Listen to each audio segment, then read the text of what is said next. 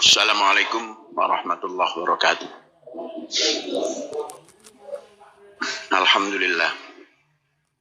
Asyhadu an la ilaha illallah wa asyhadu anna Muhammadan abduhu wa rasuluh wa ba'du. Usini wa iyyakum bitaqwallah faqad faza man ittaqah wa husukum ala ta'atihi la'allana minal muflihin. Hadirin sidang Jumat dan anak-anakku santriwan santriwati. Ma'had Az-Zaitun sudah memasuki umur puluh ketiga,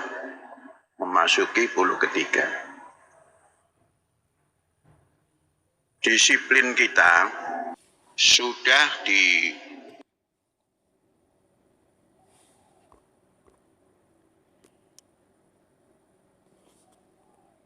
dibangun sejak berdiri, bahwa pusat pendidikan, pengembangan budaya toleransi dan perdamaian. Kemudian dalam menyelesaikan persoalan-persoalan kehidupan keseharian di dalam kampus sudah dibentuk tim ataupun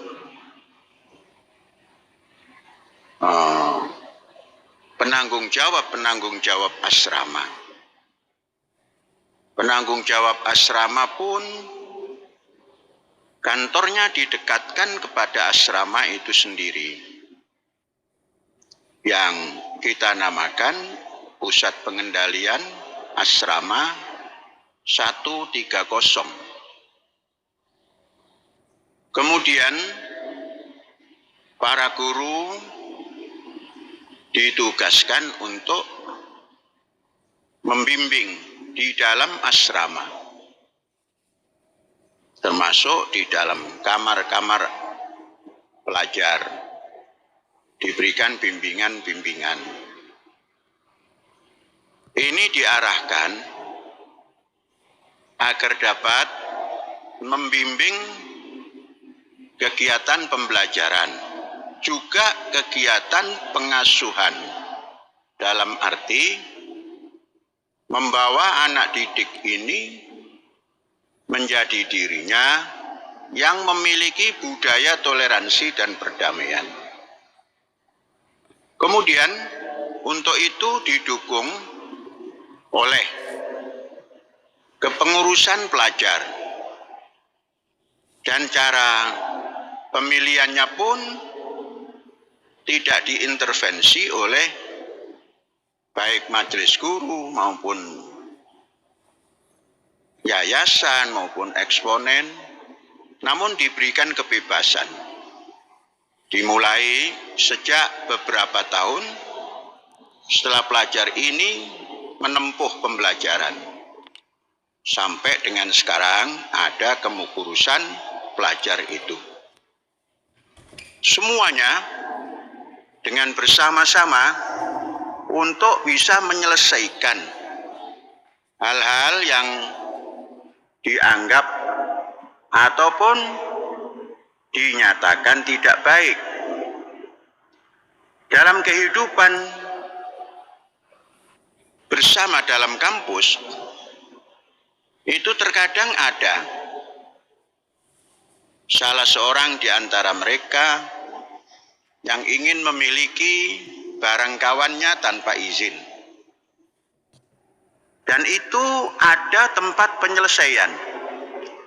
Tidak ada dimanapun pelaksanaan pendidikan yang dalam menyelesaikan kasus-kasus pelajar seperti ini melibatkan seluruh unsur pendidik. Apa itu unsur pendidik? Bukan guru saja, namun orang tua yang paling inti. Bila ada satu hal, orang tua diminta datang. Dan orang tua sudah tahu apa yang terjadi di dalam kampus ini karena anak suruh melapor ke orang tua kalau ada hal-hal yang dianggap kurang baik. Dan orang tua diajak duduk bersama. Kemudian guru diajak duduk bersama, tentunya diwakili oleh majelis guru. Pelajar diajak duduk bersama, tentunya diwakili oleh pimpinan pelajar atau organisasi pelajar. Asrama diajak duduk bersama untuk menyelesaikan ini, yakni tentunya siapa penanggung jawab asrama. Juga eksponen yayasan, kemudian utusan syekh. Semua duduk untuk menyelesaikan, menanya, dan tidak satupun dalam penyelesaian itu pelajar yang diberikan kekerasan. Memang saya sudah dari sejak awal dalam kampus ini jangan ada kekerasan. Karena saya sudah mengalami hidup dalam kekerasan itu. Maka saya meyakini mendidik tidak boleh ada kekerasan. Pelan-pelan berjalan, namun yang terjadi ada saja pelajar yang lepas daripada kontrol, melakukan sesuatu untuk mendapatkan sesuatu yang mencurigakan, kemudian mencurigai seseorang, kemudian ambil tindakan sendiri tanpa melapor kepada yang pertama, kantor asrama 130. Di situ sudah akan di follow up langsung. Dan ada pemanggilan-pemanggilan untuk menyelesaikan. Namun, hal itu masih terjadi. Pelajar masih mengadakan kontak fisik. Satu orang yang dianggap mengambil barang ditangani rame-rame tanpa harus dibawa ke kantor penyelesaian 130, nanti dari 130 dibawa kepada pertemuan bersama. Nah, ini masih terjadi. Sejak dari awal kelas tertinggi, bila melakukan itu tanpa ada excuse lagi, tidak diberikan hal-hal yang keistimewaan lagi, yang bersangkutan harus didekatkan pada orang tuanya. Orang tua pun sudah dipahamkan, yang bersangkutan pelajar pun sudah dipahamkan. Baik yang bertindak kekerasan maupun pelanggar yang lain-lainnya di kelas tertinggi. Ini satu pendidikan, satu pembiasaan baik agar bisa berjalan. Karena sekejap lagi pelajar tertinggi itu minimal akan turun ke masyarakat dalam arti lepas daripada sarang pendidikan dasar menengah sudah selesai, dia akan terbang membawa jati dirinya. Kalau jati dirinya dalam kampus ini cara menyelesaikan persoalan semaunya, boleh jadi nanti di luar akan terbiasa seperti itu. Maka saya tetap berpegang pada siapa kelas tertinggi melanggar sesuatu yang dilarang di dalam kehidupan kampus, itu didekatkan pada orang tua. Orang tua harus memahami. Saya pernah menyampaikan entah tahun lalu atau 2 tahun yang lalu, ada orang tua yang tidak memahami, mengaduk sana kemari, mengaduk sana kemari. Saya sama sekali tidak gentar. Saya ini seorang pendidik, apapun dihadapi dengan cara pendidikan. Itu saya. Karena apa? Cita-cita mendirikan pendidikan ini adalah menghantar pelajar-pelajar ini untuk memahami kemanusiaan yang adil dan beradab. Di kemanusiaan yang adil dan beradab itu dihantarkan Memang untuk pilihan-pilihan sendiri nanti jadi apa terserah, tapi harus jadi manusia. Tidak mungkin keluar terus jadi kemauannya jadi yang bukan manusia, itu tidak mungkin. Tetap diarahkan agar menjadi manusia dan berperi kemanusiaan yang adil dan beradab. Ini tujuan yang kita hantarkan kepada kita semua. Oleh sebab itu guru jangan apatis. Mungkin ini akibat guru yang apatis, mulai tidak mampu memperhatikan lingkungannya, tinggal di asrama tadi sekedar tinggal. Guru yang seperti ini tidak bisa digugu dan ditiru. Apa buktinya? Masih ada saja kejadian-kejadian kelas tertinggi yang menganggap mempunyai kekuatan tersendiri karena sudah kelas tertinggi, masih terjadi itu. Ini ada di unsur guru, ada unsur pendidik langsung yang tinggal di asrama, yang tinggal di kelas, tidak mampu mengawasi hal-hal yang seperti itu. Sehingga yang menemukan bukan guru. Nah, ini tingkatkan lagi guru. Majelis guru punya tugas untuk meningkatkan kewaspadaan lingkungan. Lingkungan itu bukan hanya tanaman. Orang yang tinggal di dalam kampus ini pun lingkungan. Karena satu dengan yang lain itu berjiran. Jiran kamar, jiran tempat tinggal atau tempat tidur, jiran asrama, dan lain-lain. Itu harus diperhatikan. Itu lingkungan. Lingkungan yang harus dipertahankan adalah lingkungan hidup kehidupan umat manusia ini.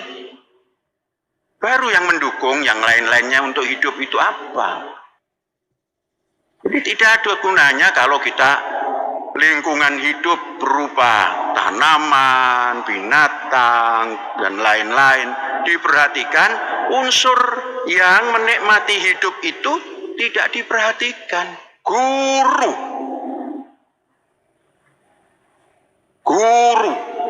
saya masih concern lah. Kalau gurunya nggak concern memelihara ini, nah terjadi terus. Ini tiap tahun masih ada kelas tertinggi masih menggunakan okol daripada akal sehat. Ini tidak boleh terjadi. Dan tidak ada excuse. Semua yang melakukan itu dipersilakan dekat kepada orang tua. Siapa saja. Saudara-saudara, ini tentang tafsir untuk kita semua. Kemudian, alhamdulillah, perkembangan di pantai, kapal kita sudah menjadi kapal, tinggal mengecat. Dan tanggal 20 kemarin, 20 Juli, saya sudah mencanangkan untuk yang kedua. Dan sampai hari ini semua dasar kapal sudah tertata rapi. Insya Allah nanti pukul 2 atau pukul 3 saya akan menancapkan patok belakang dan serang depan, menandakan bahwa kapal itu sudah dimulai pengerjaannya. Jadi nanti yang pertama itu tinggal mengecat. Cat itu artinya diberikan fiber, kemudian tinggal memberikan apa itu namanya stereofoam agar bisa mengambang dengan baik, melengkapi dengan mesin-mesin, baik itu mesin penggerak maupun mesin untuk mengatur elektrikalnya. Dan semua baik mesin penggerak, elektrikal maupun cold storage itu semua sudah akan berangkat dari tempat yang kita pesan. Yang sudah jelas sudah berangkat adalah apa namanya, alat untuk fiberglass, yaitu apa itu yang cairan itu, resin.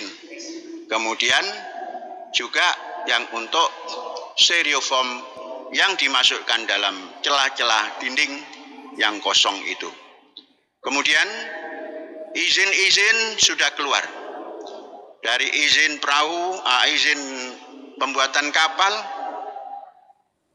terus STNK-nya, BPKB-nya, kemudian tempat operasionalnya, kemudian jala yang akan digunakannya, semua sudah didapat.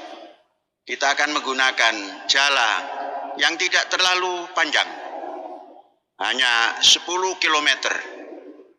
Itu jaringnya. Dan lebarnya 200 meter. Itu nanti akan menjadi bulatan yang ditarik menjadi bulatan 100. Dan panjangnya 10 km. Jangan pernah membayangkan 10 km di darat. Kalau 10 km di darat itu kita akan menjaring banyak manusia, banyak binatang, banyak kendaraan, dan ramai nanti. Ini di laut memang begitu. Kita tidak mengambil yang laut permukaan yang kita jaring. Bukan juga pertengahan, tapi kita minta izin menjaring yaitu lautan dalam. Jadi nanti operasi jaring itu di paling dalam. Jadi 10 km bukan apa-apa di laut. Orang-orang yang mencuri itu ada yang 100 km jaringnya. Bayangkan 100 km sekali pup, tarik. Dan kelengkapan kapal kita yang belum ada adalah alat navigasi, alat kontrol kedalaman laut dan isi laut itu apa? Ada karangkah? Ada ikan besarkah? Ngumpulnya di mana itu ikan? Nah, itu nanti dilengkapi oleh itu. Kemudian kren untuk mengangkut hasil, baik itu memutar jala atau jaring, maupun melepas jaring, maupun untuk mengangkat dari dalam cold storage, diangkut ke darat. Nah, ini yang akan dilengkapi dalam waktu singkat. Insya Allah 2 kapal pada Desember sudah akan selesai semuanya. Yang kedua sudah pasti lebih cepat karena peralatan sudah kita lengkapi semuanya. Ada kren yang untuk mengangkat benda-benda yang berat, ada forklift yang untuk mengangkat benda yang agak ringan, ada segala macamnya. Jadi mudah-mudahan tahun 2022 2 kapal ini sudah selesai, dan 2023 kita menyanangkan minimal 5 kapal. 1 di depan, paling depan yang untuk keluar itu, untuk keluar ke laut, dan 4 di dalam. Jadi mudah-mudahan semua bisa berjalan dengan baik. Kayu sudah ada, lain-lain sudah disiapkan. Semoga kita diberikan kemampuan untuk menyelesaikan program-program seperti ini, dan anak-anakku semoga semakin mengarah kepada kemanusiaan yang adil dan beradab. Guru juga seperti itu. Hadza wallahu yar'ana wa yakfaduna walhamdulillahirabbil alamin. Merdeka.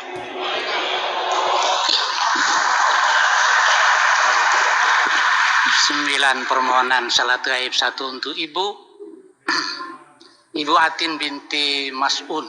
2. Ibu Hajah Sa'diyah binti Haji Niin. 3. Bapak Dwi Warastomo bin Joko Purnomo. 4. Bapak Sumadi bin Sumarto. 5. Ibu Yami binti Nalan.